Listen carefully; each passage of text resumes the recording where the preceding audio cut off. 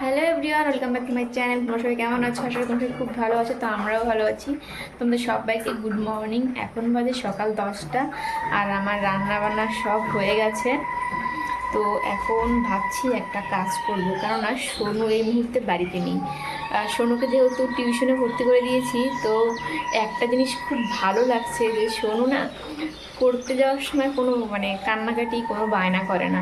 ওকে শুধু একবার বললে হয় যে পড়তে যেতে হবে, ব্যাস আগে আগে ব্যাগ নিয়ে রেডি। তো এত বৃষ্টি হচ্ছে দুদিন থেকে, আগের দিন তো পাঠাইনি। আর আজকে আমি ওর বাবা বললো যেতে হবে না, কিন্তু সোনু বারবার বলছে মা দেখো বাবা আমাকে নিয়ে যাচ্ছে না নিয়ে যাচ্ছে না, এই বলে বলে কানটা পুরো শেষ করে দেয়। তো তারপরে মাকে ফোন করলাম, মা বললো যে দিয়ে পাঠাতে আর কি। আসলে সোনুকে টিউশনে ভর্তি করে দিয়েছি আমাদের ওই বাড়ির ওখানটায়। তো এমনি টাইমে পড়াই হচ্ছে বিকেলবেলা, কিন্তু যেহেতু এখন ওই স্কুল বন্ধ আছে, তো এই কারণে আর কি এখন সকালে পড়াচ্ছি। মানে 21 তারিখের পরের থেকে আবার বিকেলেই পড়াবে। তো সকালে পড়াচ্ছে বলে একটু আমার অসুবিধা হচ্ছে, ওই 9:30টার দিকে পড়ায়, এদিকে আমার রান্না বান্নাও সেভাবে হয় না। তো যাই হোক, একটু একটু যা হয় রান্না সেটা খাইয়ে টাইয়ে ওর বাবার সঙ্গে পাঠিয়ে দিলাম। তো পড়া হয়ে গেল, ওই বাড়িতেই থাকবে। আর আমি ভাবছি আমি তো এখন ফাঁকা আছি, তাহলে আমি আমার কাজগুলো করি। আসলে 1.5 মাস হতে চলছে যেহেতু বাড়িতে ঠিক মতো থাকি না, এর জন্য বাড়ির অবস্থা খুব খারাপ।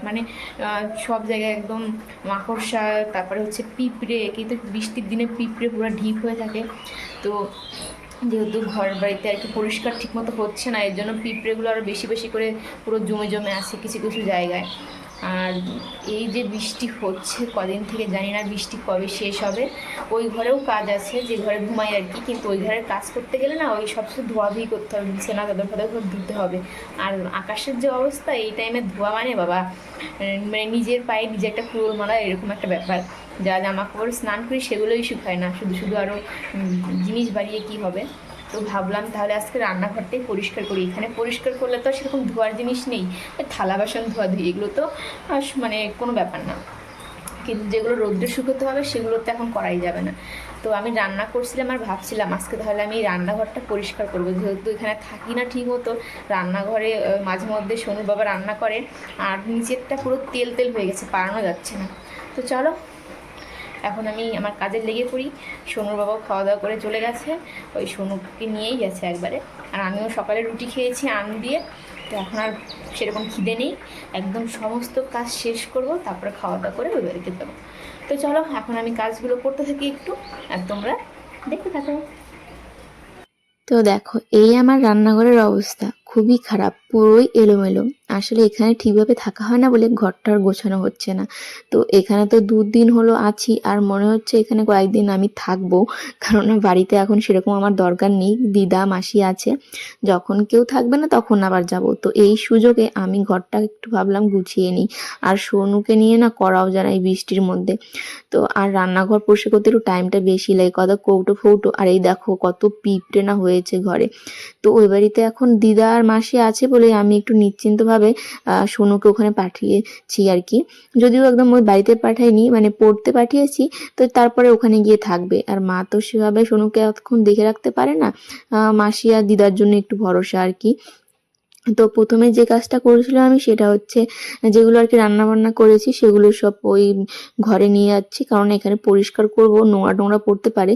তো সেভাবে খুব একটা যে নোংরা সেটা না, কিন্তু ওই পিঁপড়ে টিপড়ে আছে। আর 1 মাস তো 1.5 মাস হয়ে গেল, তো তখন আর কি আগের কিছুদিন অনেক হাওয়া টাওয়া ছিল, তখন না অনেক বালি টালি এসেছে ঘরে। এর জন্য আর কি একটু ঝাড়াঝাড়ি করে নিলাম। সেরকম যে খুব একদম নোংরা রান্নাঘরটা সেটাও না, কারণ আমার না অত নোংরার মধ্যে কাজ করতে ভালো লাগে না। মাঝে মধ্যেই পরিষ্কার করে নিই। আর বাড়িতে ছিলাম না বলে একটু বেশি আর কি কেমন কেমন লাগছিল। তার মধ্যে বৃষ্টির দিন একটু ভিজে ভিজে থাকলে দেখবে কেমন একটা গন্ধ হয়, আর পিঁপড়ে জমে থাকে। তো এটাই হয়েছে। আর এদিকে এখন আমি যেটা করছিলাম সেটা হচ্ছে ওই কৌটো ফৌটোগুলো পরিষ্কার করছিলাম। ওই তেলের বোতলগুলো দেখে কেমন একটা তেল তেল ভাব হয়ে গেছে। ওই সোনুর বাবা মাঝে মধ্যে ওই হচ্ছে রান্না বান্না করতো, তো আর ছেলেদের কাজকর্ম তো জানোই, রান্না করবে সব করবে, কিন্তু পরিষ্কার করার বেলায় নেই। যদিও পরিষ্কার করে সেটা কিন্তু পছন্দ হবেই না আমাদের, এরকম একটা ব্যাপার। তো যাই হোক, আমি এখন এর জন্য সব কিছু ভালো মতো ধুয়ে ঘষে নিচ্ছি। আর এই যে একটু কাপড় দিয়ে মুছেও নিচ্ছি, যত তেলের বোতল পরে যদি রান্নার সময় জল পড়ে ব্যাস হয়ে গেছে অবস্থা। অবস্থা আরও খারাপ। তো এর জন্যই আর কি। তো ফার্স্টে আমি করছিলাম হচ্ছে রান্না যেখানে করি ওই পাশে একটা র্যাক টাইপের আছে, সেখানে ওই কিছু ছোটো ছোটো কৌটো ফৌটো আছে সেগুলো পরিষ্কার করে নিলাম। আর এরপরে আমাকে করতে হবে এই হচ্ছে গ্যাসের ওভেনটা যেখানে থাকে সেই ওভেনটা। আর সত্যি কি বলবো তোমাদের, আমার যে মিস্ত্রি কাকুটা আছে সে তো আমাদের ওই বাড়ির কাজও করে, সেই কাকুটা যে এমন একটা আমাকে কাজ করে দিয়েছে কি বলবো সেটাকে নিয়ে। এই যে দেখতে পাচ্ছ স্ল্যাবটা গ্যাসের নিচের, এই স্ল্যাবের জলটা বেসিনে এক ফোঁটা যায় না, পুরোটা জল ঘরের মধ্যে পড়ে। এর জন্য না আমার যে এত কষ্ট হয় কাজ করতে গেলে কি আর বলবো তোমাদের। মানে পরিষ্কার করে ঠিক আছে, জলটা যদি বেসিনে পড়তো তাহলে কিন্তু এতটা নোংরা হতো না ঘর, আর মাঝে মধ্যে পরিষ্কার করা যেত। কিন্তু এই যে এটা নিচে পুরো ঘরের মধ্যে পড়ে বলে খুব অসুবিধা হয় আমার। আর তার মধ্যে ওই জানালাটা না এত নোংরা হয়ে যায় যখন রান্না করি আর কি। এর জন্য জানালাটা একটু ভালো মতো ঘষে টষে নিলাম। আর এখন দেখো এই যে যেখানে আর কি থালা বাসন মাজার সব সাবান টাবান রাখি সেটাও পরিষ্কার করে নিলাম। তো এখন এই যে জানালাগুলো সব ধোয়াধুয়ি করে নিচ্ছি। আর একদম দেখবে জল পুরো ঘরে যেন নদী হয়ে যাচ্ছিল আমার। তো যাই হোক, কি আর করা যাবে, এটা তো আর ঠিক করা যাবে বলে তো মনে হয় না। হ্যাঁ, যখন এখানে টাইলস বা কিছু বলে, টাইলস না কি বলে, যাই হোক সেটা লাগানো হবে তখন হয়তো ঠিক করা যাবে আর কি, এটা বলে আমাকে মাঝে মধ্যে সোনুর বাবা। তো দেখা যাক, যবে পারবো তবে দেখা যাবে সেটা। আর হ্যাঁ, এখন হচ্ছে তোমাদের সাথে একটা কথা শেয়ার করছিলাম, সেটা হচ্ছে অনেকে ভাবে কি আমরা হচ্ছে বাড়ির বউ, আমাদের কোনো কাজকর্ম থাকে না, শুধু রান্না করা আর খাওয়া। আচ্ছা বাবা, রান্না করলেও তো তারপরে কাজ থাকে। আমরা যেখানে রান্না করব, যেখানে খাবো, সেই জায়গাটা তো পরিষ্কার পরিচ্ছন্ন রাখতে হবে, নাকি শুধু রান্না করব আর খাবো, আর পরিষ্কারের কোনো ব্যাপার নেই। মানে আমি যখন ধরো এইসব পরিষ্কার টরিষ্কার করি, আমাকে সোনুর বাবাও মাঝে মধ্যে বলে আমার কোনো কাজ নেই বাড়িতে, হ্যান ত্যান অনেক কথা বলে। কিন্তু তারা কি কখনো একটা জিনিস বোঝে না যে এই বাড়িঘর পরিষ্কার পরিচ্ছন্নগুলো কে করে? আর যদি পরিষ্কার না করা হয় তাহলে সেখানে আর কি থাকার উপযুক্ত হয়? আমি মানে বোঝাতে পারি না। এই যে যারা বাড়ির ছেলে বা ধরো পুরুষ যারা আছে, তারা ভাবে কি বাড়ির মেয়ে বউদের কোনো কাজ নেই, শুধু রান্না করা আর খাওয়া, আর তারা কোনো কাজ করে না, এরকমটা ভাবে। আজ তাদের মানে একবারও কি মনে হয় না ঘরের দিকে তাকিয়ে দেখে যে এই যে ঘর বাড়িটা পরিষ্কার পরিচ্ছন্ন আছে এটা কাদের জন্য?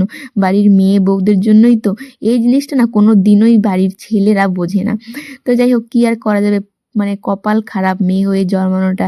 তুমি যা কাজ করলেও কথা শুনতে হবে, কাজ না করলেও কথা শুনতে হবে। কোনো দিনও তো ভালো একটা কথা কারোর মুখ দিয়ে বের হবেই না, না ঘর বাড়ি এত সুন্দর পরিষ্কার করলে, এইসব ব্যাপার কোনো সময় বলা হবে না।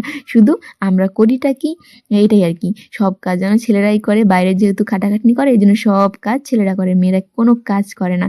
মানে আমার সঙ্গে মাঝে মধ্যে এরকম হয়, মাঝে মধ্যে শুনি অনেক কথা। এর জন্য আর কি তোমাদের সাথে একটা শেয়ার করলাম। মনে হয় আমার তো মনে হয় এটা আমার কেন বাড়ির সমস্ত বউদের সঙ্গেই বা মেয়েদের সঙ্গেই হয়তো হয়ে থাকে।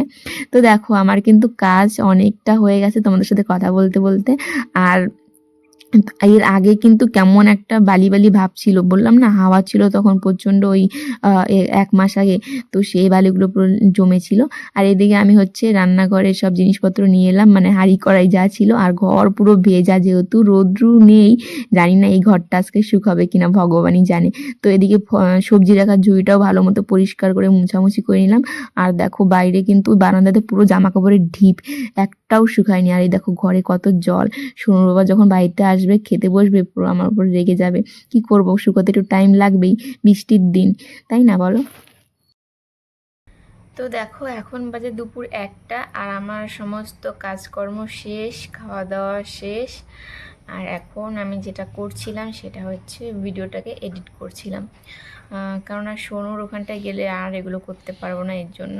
আর তার মধ্যে আমার সবথেকে একটা বড় সমস্যা হয়েছে এখন, সেটা হচ্ছে আমার আগের ফোনে যে অ্যাপটা দিয়ে আমি ভিডিও এডিট করতাম খুব একটা বেশি সময় লাগতো না, যেহেতু আমি 2 বছর থেকে ওই অ্যাপ দিয়ে ভিডিও এডিট করছি। তো মানে বেশি ধরতে গেলে ধরো আধ ঘন্টা লাগতো, বা তারও কম লাগতো সময় এডিট করতে। কিন্তু ওই অ্যাপটা এই নতুন ফোনে আর কি অন হচ্ছে না, কি একটা সমস্যার কারণে, যাই হোক। তো এরপর আমি অন্য অ্যাপ ডাউনলোড করে নিই। আর সেই মানে অ্যাপ থেকে ভিডিও এডিট করতে আমার না হলেও 2 ঘন্টা লেগে যাচ্ছে, মানে আমি কিছু বুঝতে পারছি না। তো এই একটা হয়েছে আমার সবথেকে বড় সমস্যা এখন। মানে জানি না আর কোন ভালো অ্যাপ আছে ভিডিও এডিট করার জন্য।